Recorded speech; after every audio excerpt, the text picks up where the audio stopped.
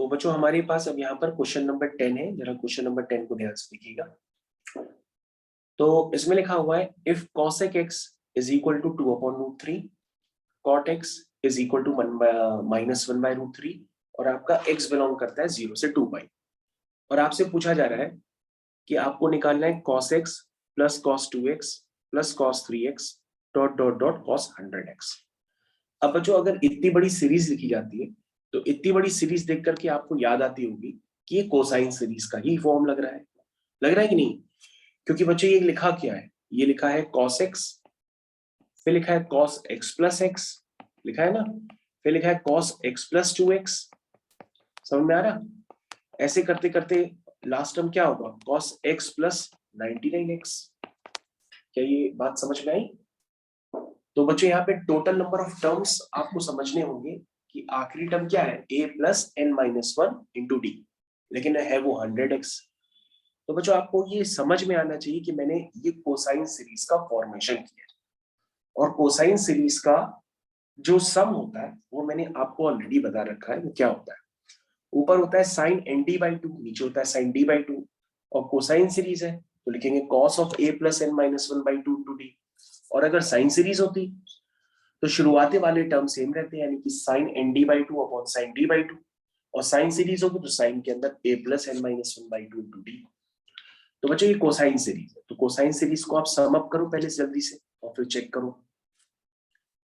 दूसरा काम आपको ये ध्यान देना होगा कि आपके पास दो वैल्यूज गिवन है, cosec x और cot x। तो बच्चों अगर आप ध्यान से देखोगे तो आपका cot x या tan x एक ही बात हुई। cot x अगर नेगेटिव है, cosec पॉजिटिव है, मतलब sin x पॉजिटिव है।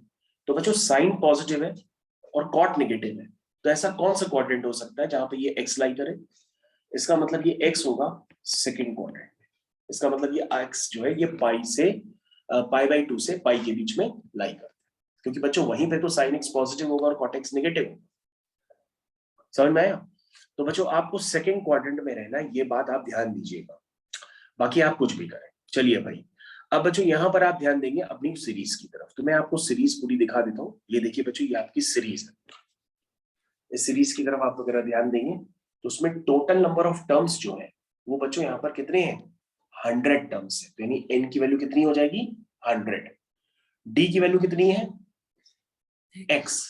a की वैल्यू कितनी है, x, क्योंकि इसको बच्चों हम लोग क्या कहते हैं, a, इसको हम लोग क्या कहते हैं, d।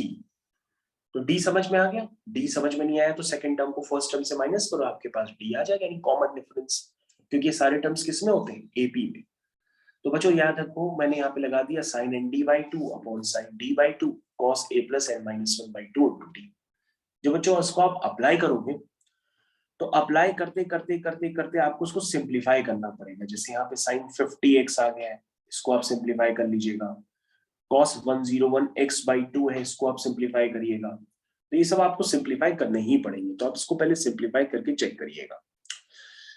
तो बच्चों जब आप इसको सिंप्लीफाई करेंगे और सिंप्लीफाई करने पे आप उसका रिजल्ट निकालिए, फिर मैं आपको बताता हूँ।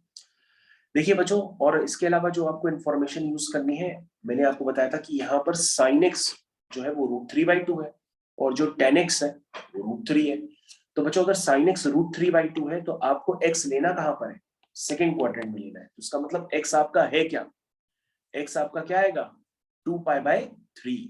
ये बात आपको क्लियर होनी चाहिए, क्योंकि बच्चों आपको sin x की वैल्यू √3/2 लेनी है, लेकिन सेकेंड क्वाड्रेंट में लेनी है।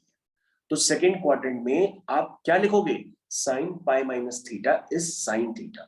इसका मतलब आपका ये जो x है वो क्या हो गया बच्चों, 2π/3। ये बात आपको क्लियर होनी चाहिए, क्योंकि इस सेम x पर cosec x अपनी वैल्यू देगा 2/√3 और cot x वैल्यू देगा -1/√3। ये बात आपको समझ में आ गई? और बच्चों अगर आपको समझ में आ गई तो आप इसको ऊपर वाले टर्म्स को थोड़ा सिंप्लीफाई कर लीजिए और सिंप्लीफाई करने के बाद उसमें x की वैल्यू 2π/3 आप पुट कर दीजिए। जैसे बच्चों आप x की वैल्यू 2π/3 पुट करेंगे, सिंप्लीफाई करेंगे, आपका आंसर मैच कर जाएगा। ठीक है, इतना काम आप आगे कर लेंगे। ओके, तो ठीक है बच्चों, हम लोग क्वेश्चन नंबर 10 को ओवर करते हैं फाइनली। इतना काम आप खुद से करेंगे।